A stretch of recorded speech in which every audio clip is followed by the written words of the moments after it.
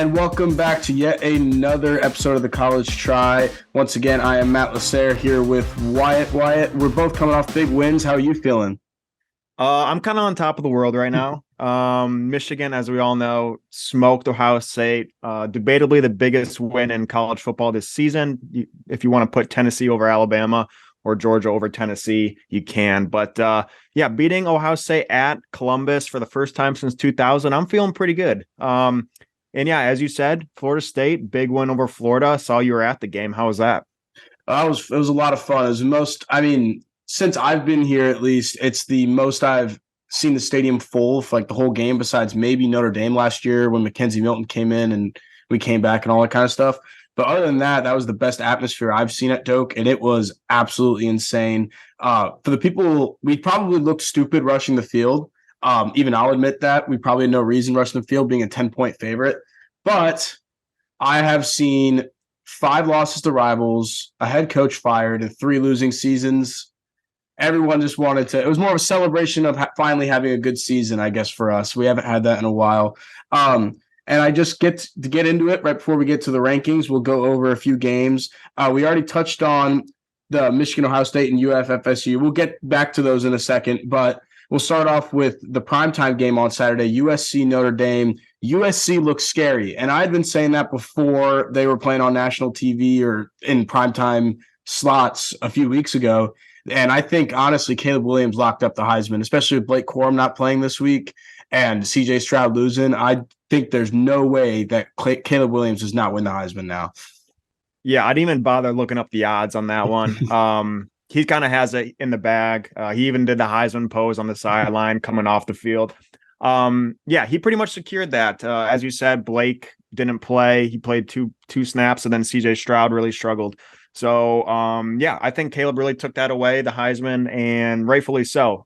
He didn't have the best passing game, but I do think he ran for 3 touchdowns, and they ended up beating Notre Dame 38-27. Higher scoring than I was anticipating. Notre Dame has a pretty solid D, but USC and Caleb Williams kind of teared them up in the run game. And despite being an 11-point game, it really wasn't ever close. USC, they're finally in the college football playoff. We'll get into that shortly. I think it's really rightfully so. They're a scary team, and I think they're really playing well at the right time. Yeah, we talked about this a few weeks ago when we said, like, USC is that sneaky team that everyone's going to start talking about real soon, and they had the schedule left to still prove themselves. Like, again, they played UCLA, then Notre Dame, and now they get to avenge their loss against Utah, or at least try to, in the Pac-12 championship. And I don't think Notre Dame played that bad. I think they've still shown that they have improved ever since their loss to Marshall and their woes at the beginning of the season. I think they're a good team, and their future is bright under Marcus Freeman. And I think it's showing to be a good hire as of now. At the beginning of the season, everyone was saying he would probably be out already, but hey, maybe it works. Maybe it'll finally work. And after that, going on around the same time was LSU A&M, where LSU proves to be probably the most inconsistent team this year. They're on top of the world, had the chance to be the first 2-loss team in the college football playoff. A&M ruined that in their last game this season because they're not making a bowl. They are not a good team this year. Jimbo, that probably helps Jimbo a little bit, makes his seat a little cooler. But I think it was mainly A&M kind of rallying, thinking this is my last game here. Who knows how many people are going to be out in the transfer portal in this next week, which opens up Monday. What do you think? Yeah, LSU was sitting at 5 ahead of this game. They probably would have been in USC's spot right now if they would have secured that win. But yeah, they lose to 15 to an A&M team who's now 4-8. This team, the A&M, they do have talent on their team. They were preseason number 5 for a reason, but completely fell apart. Looks like the players kind of lost interest. A coach kind of lost, the grip of his team. But like you said, last game of the season, they have nothing to lose. Teams can play scary good, and LSU just wasn't up to it. Really just poor. Really bad on them. They literally, as you said, they had it in the bag. They could have been in the college football playoff, and they have, a big game against Georgia this week. So maybe, they can kind of get momentum back for next year or for their New Year's Six bowl. But yeah, not a great showing. And that Brian Kelly cannot be too happy of what happened that week. No, not at all. I mean, Jaden Daniels He looked okay. He did get injured at one point and kept playing. I don't know how much that played into it. That was closer to the end of the game, so I'm not gonna really blame the loss on that at all. I think it was just all around bad LSU play. It just again, and Kyle Field is a very hard place to play. We see this a lot when good teams or like at least decent teams that are Power Five, when they're not making a bowl game, they kind of treat that final game as the bowl game. We saw, I think it was a few years ago, Pitt beat Miami when they weren't making a bowl and stuff like that. They just call it their bowl game because they have nothing else. And I think it was just a lot of that. That's what, in general, that's why I think A&M came to play. After that, listed here, I got South Carolina versus Clemson. South Carolina, for the second week in a row, the first time in program history beating a top 10 team in their rival in Clemson, this time in Death Valley. That was the first time Clemson lost at home. I believe it was against in Pitt in 2016 was the last time. I'm not for sure on the year. I know it was against Pitt, but it was like a 40-game win streak or something like that. I'm surprised DJ was still in that game at the end. I think now I'm not when Cade Klubnik, or however you pronounce his last name, came in against, I think it was Syracuse. I wasn't all impressed by him. They probably would have lost the game either way, in my opinion, no matter who was quarterback. But I'm still surprised that even after this game, they're still relying on DJ when it just seems like there's nothing there at this point. Yeah, and kind of in the same boat as LSU. If Clemson would have won this game, then would have won the ACC championship, they would have a legitimate chance of making this college football playoff. Not after this bad loss to to South Carolina. But it was a 1-point loss, but just unacceptable at home. They have a 40-game win streak at home, longest in the country. Probably will never be beaten in a long time. But yeah, I mean, you got to give it to South Carolina. They now are 19th in the country out of nowhere. According to the playoffs, they're 8-4, I believe. They'll get a decent bowl. Rattler, even though I don't really like the guy, has 2 really big wins under his belt. Last week Tennessee and this week against Clemson. So I know I predicted Clemson in the college football playoff last week. That was a huge miss, but I don't think anyone really expected South Carolina to win this. So yeah, gross game, bad for Clemson. I'm interested to see what they do this week against North Carolina in the ACC championship. I am very tempted to take Clemson the money just because I think they're pissed off. I think they want to, they can still get a pretty decent bowl game, but yeah, not great. Yeah, that was a huge loss. And yeah, I definitely did not predict that. No, not at all. I actually, right before the game, I think I took South Carolina. Honestly, it was like plus 14. I was like, and I want to say I got it live too, while they were down maybe by a touchdown. I think they had just scored the touchdown. So Clemson started off up 14-0, and then South Carolina had just made it 14-7. That's when I got the live line at plus 14. I was looking good there. At that point, I just thought it's a rivalry game. This game's at least going to be close. Clemson's probably going to pull it out, but 14 points is a lot during a rivalry game. I don't know what Dabo has next. I think in general, it's a lot of Clemson has had a down year, and for 2 losses to be a down year is really good still. People tend to lose sight of that, and Dabo will probably say something when they win their bowl game or win the ACC championship and all that about that because he did last year. I think a lot of it, though, has to do with the coordinators going out, right? Like you had Brent Venables is gone, and it seems like they need – maybe those were the people that kind of kept the whole program together, at least in my opinion, or it's starting to seem like that. After that, we had the Civil War. Oregon State upsets Oregon to keep them out of the Pac-12 championship. I didn't really watch too much of this game, so I'll leave it more to you. Yeah, I had Oregon money, so I believe it was. I don't know what their spread was, whatever it was. I was feeling pretty good. They were up, I believe, 31-10 or 31, something like that, with 4 minutes left in the third. End up losing the game 34-28. Oregon State has 21 unanswered points to win it. So yeah, it would have been 31-17. Oregon State has 21 unanswered points. Oregon went for the 4th down 3 times in a row, didn't get it. So turnover on downs, 3 possessions in a row. And then Oregon State sneaks it out at the end with a touchdown. Really bad for Oregon. I did not, Oregon State's now, I believe they're 15th now, right ahead of Oregon. Really good squad. They kind of came off the map. I didn't really know who they were. I knew they were decent last year, but obviously it's Oregon. You expect Oregon to win that game, and really, really bad loss. So Oregon also, I didn't really expect them to get into the playoff. That thought they had a decent chance. But two bad losses in a row, and now they're just completely out with that loss to Oregon State. So between Oregon, Clemson, and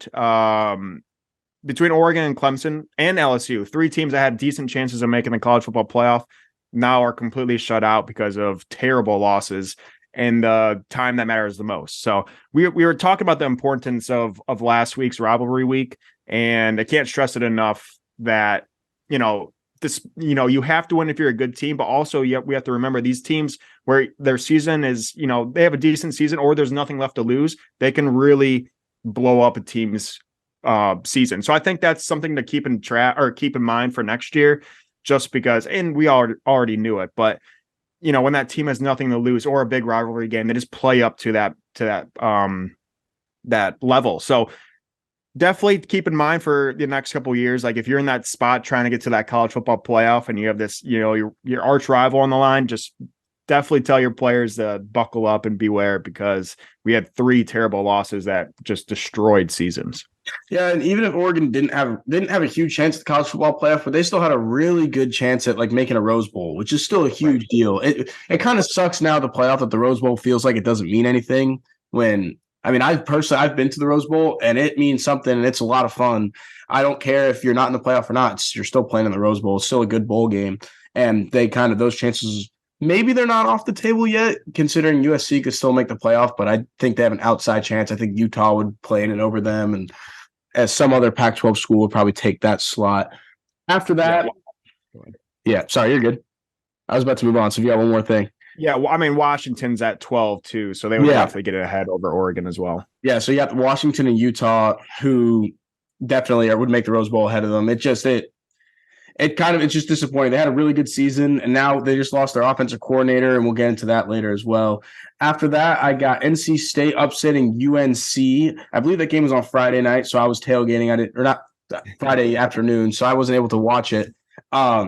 I did it go into overtime? I forget. I went to two OTs with NC State squeaking by with a field goal and double OT.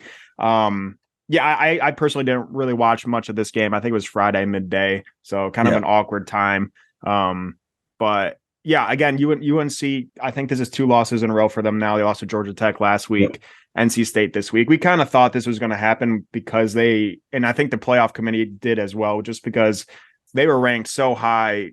They were 15th with one loss, had a chance of winning the ACC, 3 weeks back. And now they're just completely out of the rankings, and I think they're 23rd or whatever. So the playoff committee was right in not giving them the credit their record deserved. But yeah, bad loss. And then NC State, I believe they're like on their fourth or fifth quarterback. So bad look for UNC. Yeah. It will be an interesting game this weekend against Clemson, but we can get into that in a little bit. On the opposite side, though, it's big for NC State to kind of come back. They lost Devin Leary against Florida State kind of early the year, mid-season, that kind of range. I want to say it was like week 5 or 6. And they obviously lost for the season, and they kind of came back from that. They were looking really bad afterwards, like, oh, they can't do anything without Leary. And now you're seeing them beat their rival. They're actually beating teams. So NC State, I don't know if Leary's coming back next year. I'm not exactly sure about that, or if he has eligibility or not. But with him back, that's a dangerous team to watch going into next season, at least in my opinion. Because, I agree. They're especially in kind of, it feels like a season or a couple years where the ACC's kind of been down a bit. It's kind of wide open. You have Florida State's up there, NC State, UNC came out of nowhere, Syracuse, has a shot. So it's definitely, we should be interesting in the years to come of see what NC State can do in that conference that kind of really doesn't have a powerhouse. Yeah. And last game before we get into our games, going a little more deeper into them, I got Tulane, Cincinnati. I did not pay attention to this game at all. I don't even know who won, so you can take that. Yeah, so Tulane squeaked by 27-24. So now Tulane will be playing in the American with the rematch against UCF in that conference championship game. Again, we've kind of talked about Tulane a little bit on the podcast, but they were no one last year. I think they had 3 or 4 wins. Now they have 2 losses. I think they're, 10-2, whatever it is. And Cincy, as we all know, they're the perennial American team. They made it to the college football playoff last year. They did have a really good coach. And they just had really good recruiting classes. So Cincinnati was always a team to beat. I thought Cincy was going to win this one pretty easily. Tulane squeaked it out at the end, and yeah, that's quite the season for Tulane, and I'm really interested to see if they can get payback on UCF in that conference championship game. So that's just one I did not expect, and I just thought it was worth talking about the non-Power 5 there, because American really is that sixth conference or that sixth conference of importance. So yeah, I just thought that was a pretty big upset, Tulane being Cincy, to move forward. Yeah, I mean, this kind of has to do with the game, it kind of doesn't. So normally the group of 5 teams, obviously the new contract thing where they get the one spot in the New Year's Six. What do you think of how that has worked out? Because normally you have that one group of 5 team who has one loss or is undefeated, who we're debating about for the playoff. It happens every year. But this year that just hasn't happened at all. And it kind of looks weird because that you'll see a Tulane or UCF getting in with 2 or 3 losses when normally that's different for the group of 5. So I don't know if it's kind of looking like it's biting the NCAA or the college football playoff in the ass now, or if this is the way it is. I think just overall recruiting wise, it's become so competitive that even these smaller conferences are really getting big stars. So I think a lot of teams are just adapting in that way, and you're seeing these non-Power 5 conferences get more and more competitive. Whereas back a couple years ago, and when we saw Cincy, last year go undefeated, they were just better than the rest of the conference. They just had the better players. And now you see like the UCFs of the world, the Coastal Carolinas of the world, and they're just recruiting a high quality of player, but a lot of their other conferences are as well. So I think it's just becoming more competitive overall in those conferences where we're not seeing a clear blowout, like we did in years past, where you get an undefeated UCF or undefeated Cincinnati. So I think it's kind of adding up. I think all the conferences are kind of learning. And now, now with the expansion, whenever that starts, that's going to be really interesting because we are going to get some competitive teams with high sought after recruits into, that expanded playoff. So that'll be interesting to see just how truly they are able to compete with, the Power 5 school. So I'm definitely looking forward to it. And it is kind of a weird year for the non-Power 5, just because there hasn't been that clear, that team that we usually see as the undefeated team. So I think it's just a funky year, but it's also, I think, pretty good for football, just having it more competitive games in those conferences. Yeah, I mean, American in general is obviously, like you said, it is clearly, if there was a Power 6, it would be American. UCF's a pretty decent team and has been over the past few years. Same with Cincinnati. Tulane hasn't been, but obviously they're coming up. And Houston's always been fairly decent. The sad part is most of those teams I just listed are moving to the Big 12 next year. Right. So it kind of hurts their case. But we'll move off that and we'll move to, I'll start off with Michigan, Ohio State first. I'll give my 2 cents. I took Michigan plus 8.5 again for the reason of, that's too many points for a rivalry game, especially this one. Once Corum wasn't really playing too much, I actually placed the bet when I saw Corum was dressed and warming up. So I was like, I got excited. Once he stopped playing, didn't play as much. I think Ohio State took an early lead, if I remember correctly. I was like, well, Ohio State's probably going to win this one. Oh, well. And then is it Donovan Edwards? Is that his name? Yeah. Yep.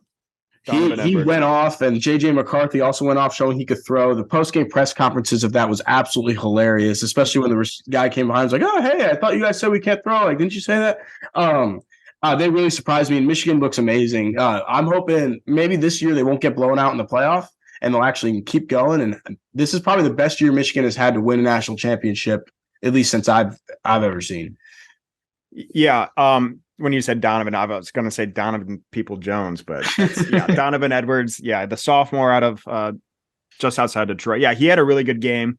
Those 2 big runs at the end, but that first half scared me to death. Michigan was hanging in there. I think they had 1 or 2 big touchdown passes in that first half to keep them just barely breathing.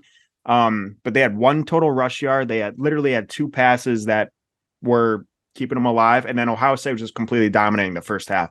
Every single play they had was going for 10 to 15 yards a pop. And I was just ready to buckle in. I was, happy to be where we are. We are undefeated, playing Ohio State undefeated the first time since 2006. It was a big deal. But just like last year, I was ready to get disappointed. And then kind of Michigan's story all year. That second half comes around, and I don't even know if it's a halftime talk. I don't know if it's an adjustment. I don't know if the other team gets tired. But throughout the whole year, Michigan has just dominated second halves. I don't know the exact stat, but if we're not including last week, because they gave up 14 points to Illinois in the second half last week. If we're not including last week, I believe the stat is Michigan's given up 9 points in the second half all season. It might be 12. They haven't given up a touchdown besides Illinois. So it's just crazy that they held Ohio State to 3 points in that second half, which was their first drive of the game or drive of the half. So it's just crazy the dominance that Michigan has inserted on the teams after halftime. And again, I don't know what the secret is, but whatever they're doing, it's working. So it was not the score I thought it was going to be. I thought it was going to be much closer. I thought Michigan had a decent chance if Corum was going to play. And then he played 2 runs or 2 downs, ran the ball twice, did a jump cut on his second run, and then hobbled off. I have no idea what his injury is. I know it's not structural, but it could be a bone bruise. It could be a strain. So I don't know what's going on. So, but yeah, so when I saw him down, I was just ready to say, we had a good season, blah, blah, blah. Maybe there's a chance we're getting at 4, but they completely took control. And yeah, I mean, it wasn't the best day of my life because I was at the game last year when Michigan beat Ohio State and stormed the field. That was the best day of my life. But this was a pretty good feeling. And now I'm starting to get maybe there's a possibility of a national championship, but that might be, looking too far in the future. I want to keep it a little bit more realistic. But yeah, I was proud of my boys and, I thought they played really well. The funny part about the second half thing is that the 2 teams, at least this year, that have come back the most in the second half or just had complete resurgences in the second half of games is Michigan and TCU. And right now they're projected to play each other in the playoffs. Right. So that would be very interesting. That's my last comment on that. Again, good for Michigan. I was happy about it. I hate Ohio State, not for any reason. I just don't like them.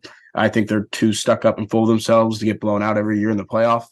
But other than that, obviously my game's next, UF FSU. I was surprised that this one was close. It kind of pissed me off at the beginning of the week when Anthony Richardson said, when we win, I was like, bro, you're literally 10.5-point underdogs. Like, let's calm down a little bit here. You have 6 wins on the season, but he played well. Ricky Parasol had a great game. I don't know what the yardage or the exact stats were, but he was tearing it up in the first half. And so was ETN, just absolutely running all over us. And the funny part is I was looking at press conferences after the game and all that kind of stuff. And literally after we gave up a first down on that final drive where we finally got to stop, eventually, it was De La Roche, one of our linebackers, was like, all right, or maybe I'm messing up his position, whatever. All right, give me 4 more. And Jared Verse was like, you know what? I'll get behind that. Let's just go. So it kind of seemed like they were just kind of letting him inch up just to beat him in the end. It was not a face mask at the end. That PI was bullshit. That's all my 2 cents. But that Jordan Travis play was Johnny Manziel-esque too. My thing with him is that he slipped twice. It looked like he was sliding. He said after the game he slipped. But my point is, why are you running like that? Put your shoulder down. Just get in the end zone. It's not even a yard you were looking at. But yeah, it was a fun game. First time. I've never even been to an FSU-UF matchup, and I've been a big FSU fan for the majority of my life. So it was fun to actually be a part of it for once, and we're state champs for the first time since 2016, 9-win season for the first time since 2016. So we're looking good, and hopefully that affects recruiting a lot as well, and we get a good bowl game. Yeah, I didn't watch a whole lot of this game. I did take Florida plus 10.5 just for the reason of the rivalry games, and maybe that's something to keep in mind for the future. You said it a couple of times, but just too many points in a game that means so much to both teams. But yeah, I've watched your QB quite a bit. He's a scary guy. I would not want to face him. He's playing a running quarterback so tough, and he can sling the ball pretty well. So I'm not sure how many years does he have left. He has 1 more if he doesn't leave this year. But the rumor is he's about to get an NIL bag to stay. Okay, good. Because just another year. And if plus recruiting, plus the momentum of this season, FSU could come back on track, and maybe compete for that conference championship that they did back in, to whatever it was. It was probably 2016. It seems like everything's 2016. And my thing is too, if the playoff was expanded to 12 teams this year, we just got put as 13. So I was hoping I'll just cancel everything and make it this year, so we at least have a fighting chance if someone loses. But oh well, hopefully it'll be next year. All right, so now we're getting into what we're all waiting for, the rankings. Obviously, they just came out probably an hour ago from when we record this. Number one, there wasn't really any surprises in general, but number one was Georgia, number two, Michigan, three, TCU, four, USC, five, Ohio State, and six, Alabama, seven, Tennessee. My initial reaction to this was not the top four, because the top four pretty locked in. I was not surprised about that at all. My biggest surprise was Bama being ranked over Tennessee when they have the same record, but Tennessee won the head-to-head. I mean, you saw throughout the rankings, like they put FSU one spot above LSU because same record. FSU won the head-to-head. I think they did the same thing with Oregon State. I'm not 100% sure about that, but I think you said that kind of earlier on. It doesn't make sense to me that they're basically giving Bama that outside chance that if all chaos lets loose, we'll still let Nick Saban and Alabama in when it should be, in my opinion, Tennessee in that spot.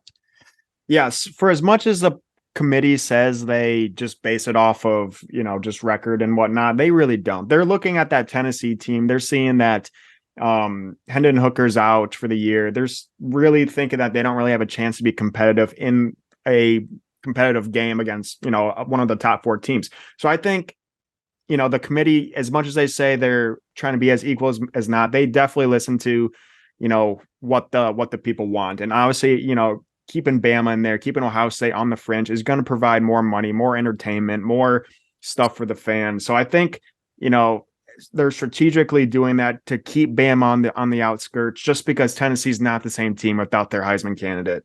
So that's my 2 cents in that. And I don't agree with that at all. One other thing I thought was weird in that top 10. So Tennessee was 7, Penn State was 8, Clemson was 9, and K-State was 10.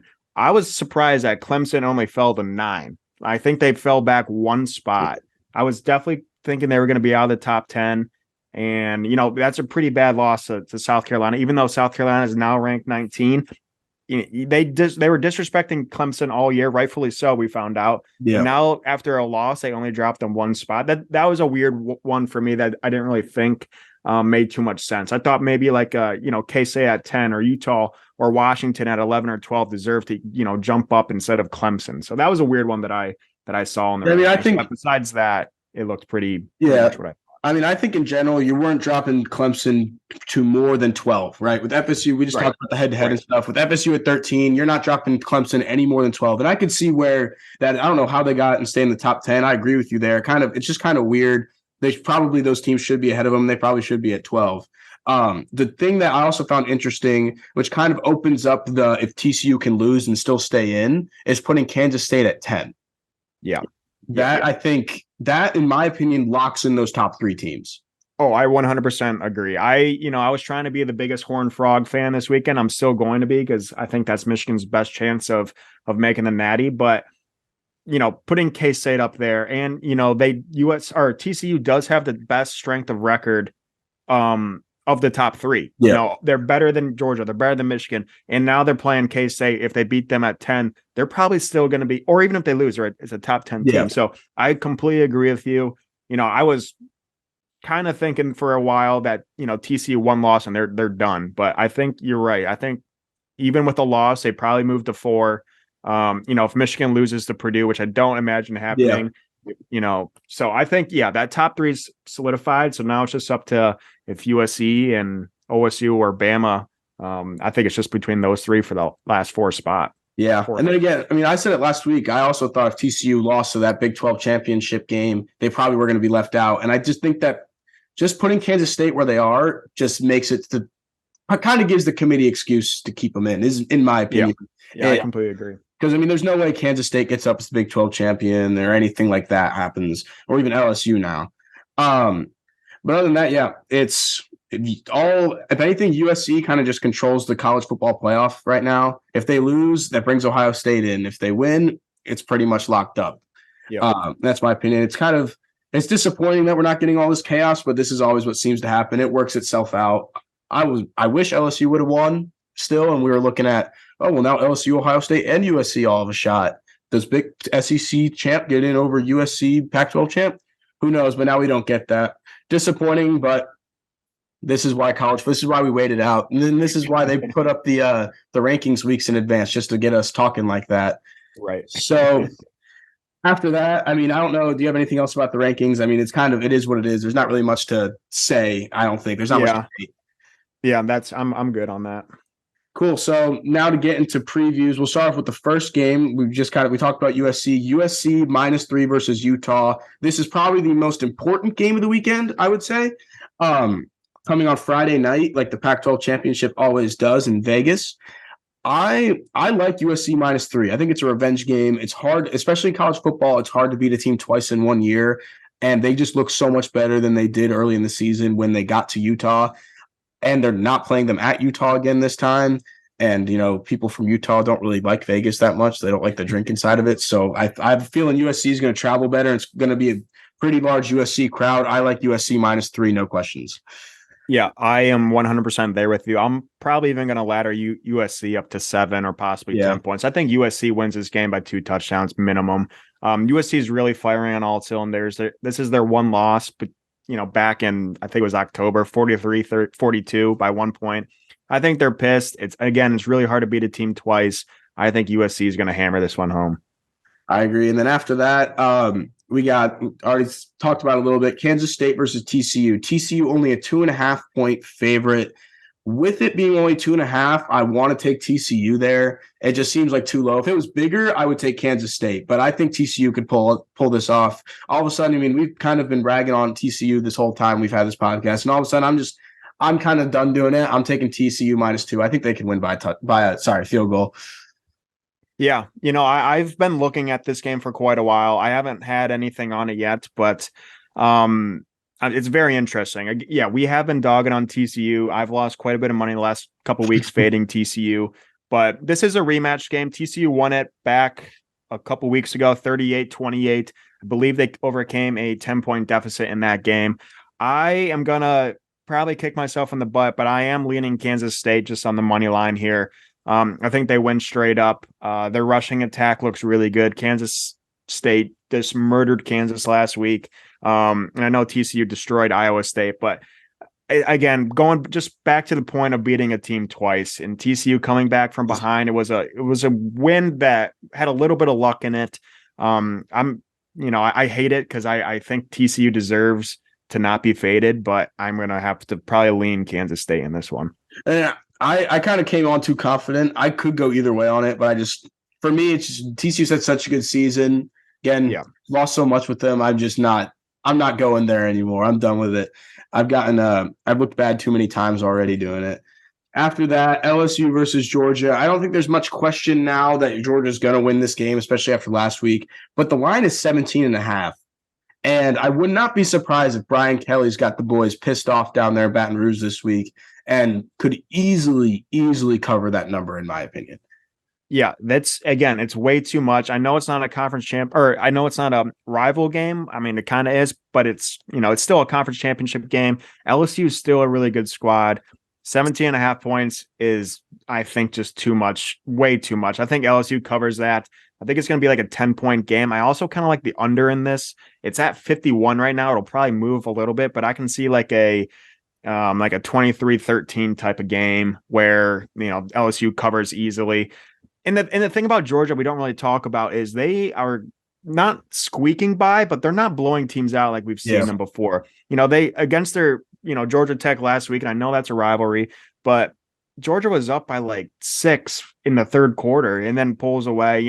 They kind of just find a way to pull away late in games. But I think 17.5 is just too much for Georgia. We could be completely wrong. Georgia could just, go out and beat them 40-0, which is very plausible. But I think LSU plus 17.5 is a smart play here. Yeah, I think it's just, when was the last time an SEC championship was a blowout? Like, can anyone remember that? Like, it's just hard to. It's always a good game. I mean, yes, LSU kind of not walked into the West championship or like winning the West, but it was just kind of a weird year for the West for them to win. And but they're still a good team. Like, don't discredit them. They're still in that championship game. That's what I like to say. Like, when we get into big games like this, these are two good teams, no matter what, right? They're there for a reason. So with big spreads like this, you just can't take them at all, in my opinion. The other one we got is UCF Tulane rematch. UCF won it earlier in the season, I believe. Yep, UCF won at 38-31 a couple weeks back. Yep. And now the rematch. I don't know. Does American have a neutral site or is it at Tulane? I believe it's neutral. I'm not sure Okay. where, but I do believe it is neutral. Because I remember a few years back they weren't doing the neutral stuff, and they weren't. I mean, honestly, we'll go back to the it's hard to beat a team twice. I like Tulane in this one. This is UCF's last chance to be able to try to get into that New Year's Six spot. They had it, and they controlled their own destiny, so they lost to Navy and blew it. So this is their last chance. They're lucky. They've probably had 2 or 3 chances at it now. I just think Tulane's taking it. I don't see any way Tulane doesn't take it. Yeah, I would also lean towards Tulane in this. I think they're a 3-point favorite right now, but I really do like the under in this game. It's at a low 57 for a UCF team who's very high powered offense. But again, going back to the fact that both these teams played just a couple weeks ago, they know what to expect. They have another week of planning. I think they already knew. Well, no, they didn't know because Tulane had to beat Cincy, but they were kind of already planning to play each other again. So I think just the extra defensive planning, could see this game going to like a 2017 Tulane win. But I don't think it's going to come close to that point total, which is weird when you're talking about UCF just because they're so fast and so pass oriented. So I do like the under in that of 57. I don't love Tulane -3, but I am leaning Tulane's going to win that game. All right, then after that, we have Clemson versus North Carolina. Clemson is a 7.5-point favorite. This is an interesting game because both teams are obviously on the downfall. UNC much more so than Clemson. Drake May hasn't really played as good of a defense like this right now, and I love Drake May. I've said it before. He's fallen off the last few weeks, just like the whole team, but I'm a big Drake May fan. I think he's one of the more underrated quarterbacks that no one talks about right now. But Clemson -7.5, again, I'm going to go to the same logic I just used to LSU. Dabo's got to get the boys being pissed off right now. He's saying all the same things he probably normally does, right? It's like, oh, everyone's down on us right now, and we're still a good team. We only have 2 losses. Like, that's not a bad season for a college football team. And that's why I'm glad the 12-team playoffs coming, because it'll show that that's not a bad season because those teams will still get in. But, I mean, I don't know where to lean on this one. Right now, I think I'm leaning at Clemson. Probably more at -7 instead of 7.5, or like more probably by a touchdown. So I would probably take it if it lowers. But 7.5 is a little too high for me. I'm still iffy on this one. Yeah, my play for this one I really hate, but I think Clemson is a pretty obvious and a pretty smart play here, which is why I'm going to take UNC the +7.5. It's like everything's pointing towards Clemson. They just had a bad loss. They're pissed off. They can still make a really good bowl. UNC is kind of imploding. They lost 2 in a row by multiple touchdowns. Like, this team isn't very good right now. So it doesn't make any sense for me to take UNC, which is why I'm going to take them. And the fact that I get that hook at +7.5, I think it's, at least gives me a little leeway for a touchdown game. So I obviously don't have money on it yet, but I probably will sprinkle a little UNC +7.5. I think Clemson, if anything, wins by a touchdown. I think this will be a closer game than people think it is. Yeah. But it's just it's hard because both teams are on the down slope, and it's just hard to judge. It's easy to judge a team when they're going up and up, but when it's 2 teams that haven't been playing well, it's hard to kind of pick one. And now the last one, I'll let you take this one. Purdue versus Michigan. Michigan right now is 16.5 favorites. It's a big spread, but this is the only game I would take the big spread on. Yeah, and we talked about it 2 weeks ago when we were talking about the Michigan-Illinois game, where I said I love Illinois +17.5. And they ended up, losing just by 2. But my thing is I don't bet Michigan games. It's just too much emotion. But I am going to lean Michigan -16.5 in this one. I hate that because I really think Purdue is a pesky team. They're known for really upsetting and ruining a team's season. They did it to Ohio State 2 years ago. They did it to Michigan State 2 years ago as well. No, Ohio State 3 years ago, Michigan State 2 years ago. This is what Purdue does. They just upset teams coming out of nowhere. So Purdue is in a great spot to do that this week. But I think Michigan, if they play like they did last week, which I know is asking a lot, but I think Michigan could have a very similar outcome in last year's conference championship game when they beat Iowa 43-3. So I think Michigan's going to cover the 16.5. I could see like a 42-14 type of game. Yeah, I can see that too. Again, I think Michigan coming off of that last week, a high, looking really good, show they can throw the ball. Now, if you're Purdue, it's harder to defend because now JJ can throw the ball. but you still have to defend the run even if Corum's not playing. One game that I just wrote down, don't need to really talk about it too much, but I just saw as the points were weird. Coastal Carolina versus Troy for the Sun Belt. Troy is -10, which I feel like is way too much against a pretty decent Coastal Carolina team. That's my big pick for this week. It just kind of under the radar is Coastal Carolina +10. I don't know if you've looked at that at all. I haven't really. I just saw that line and was like, that just does not make sense. Yeah, let me look at the line again. I had 8.5 earlier today, so it must have moved quite a bit. Maybe it moved from 10. I saw it like on opening. Okay. So I think I looked at like 2:00 today and it was at 8.5, but again, it could have moved. Coastal just got murdered by James Madison last week, 47-7, I believe. And Coastal, I think their quarterback is still out. And Troy's a really good squad, but yeah, that 8.5 or 10, whatever it is scary for a team that's a perennial Sun Belt conference champion. So part of me in a weird way wants to take that weird line at Troy, the Troy spread, just because Coastal, they got smoked last week. I think they're really struggling at the quarterback. I don't think what's his face is playing. Their backup isn't very good. So I do kind of lean that Troy spread in that one, as much as it's a really, really ugly play.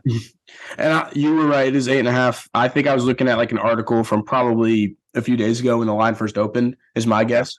But still, yeah, it's just a wonky line for 2 10-2 teams. I would have to look into it more because, again, I know nothing about either team. The most I know about Troy is that I drove through their campus or drove like through Troy like a few weeks ago, and that was about it, and stopped at the cookout there, which was good. But still, that's all I know about Troy. I know nothing else. I didn't even realize they were 10-2 on the season until looking at this game. But other than that, that's really all the games this week because it's only conference championships. Right. I think I know the answer to this question, but I just wrote it down and figured I'd ask which top 4 team has the best chance to lose this week. My opinion, it's probably TCU. And we kind of already explained it. I assume you have the same answer. Yeah, I am 100% on board with that. I think TCU's in the biggest matchup. USC, Utah, again, I think we're both in consensus that USC is going to win that one pretty easily. But Kansas State's looking really good. TCU comes from behind a lot. TCU, looked great last week, though. So it's a tough one, but by far, I think I think Michigan wins pretty easily. I think Georgia wins pretty easily. And again, I think that USC team wins pretty easily. So I would agree that TCU might be on the hot seat, but as we said before, even with the loss, I think they still get in. So, yep. All right. And that's all. After that, we just have all the coaching news that's been going on. And again, this is probably the big news cycle time for college football. The portal opens up on Monday. And then all these, after the first domino fell, it felt like every single big school that had a vacancy filled it. So it started off with Matt Rule on Saturday morning during College Game Day. And that was probably the quickest interview I've ever seen happen if you were watching College Game Day. Like all of a sudden, they probably announced he was being hired at I want to say 9 a.m. And then he was not on set, but he was on the phone with them by 9:30. It was ridiculously quick. I think that's a home run hire for Nebraska. I don't think you could get anyone better for that, especially the way he plays. It kind of fits the Big Ten. It fits that. He's a Penn State guy, so he's a Big Ten guy. Just huge hire, and I think we're finally going to see Nebraska start to come back in these next few years now. Yeah, I think you hit the nail on the head there. This is as best as Nebraska can get. Rule, he's just not an NFL coach, and I don't, that's just kind of how it goes. You're either a college coach or an NFL coach. Very few people can be both. And Rule, proved to be really good at Baylor back in the day. A couple years ago, I think they won the Big 12 in 2018 and 19. I think they went back to back. But yeah, this is a great hire. I think he fits into that Nebraska mold, kind of that blue collar kind of feel. And I think the Cornhuskers are going to be really happy with their guy. Yeah. And, 2 things. First, the one guy who probably can do NFL in college is your guy, Harbaugh. It's probably the only one that I can think of. But also the last few coaches that have come back from the NFL, at least like big names. I mean, think about like Nick Saban, Urban Meyer. They all come. Well, Urban Meyer hasn't come back yet. That was the wrong guy. I'm thinking of. I forget who the other one is, but let's just stick with Nick Saban. These guys who come back are still really good college. Oh, it's Chip Kelly. Chip Kelly. UCLA is doing well.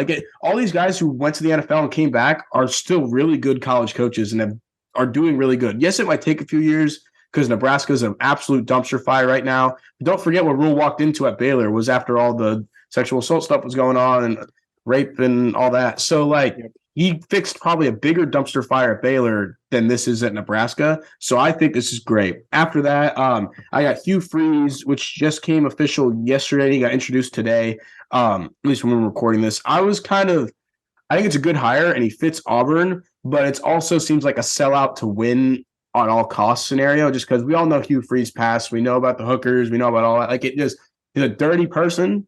But in general, I think if you want to win, he's the only coach that you can probably think of off the top of your head that's beaten Nick Saban twice, which is obviously what Auburn needs. Again, I just think it's a sellout to win on all cost scenario.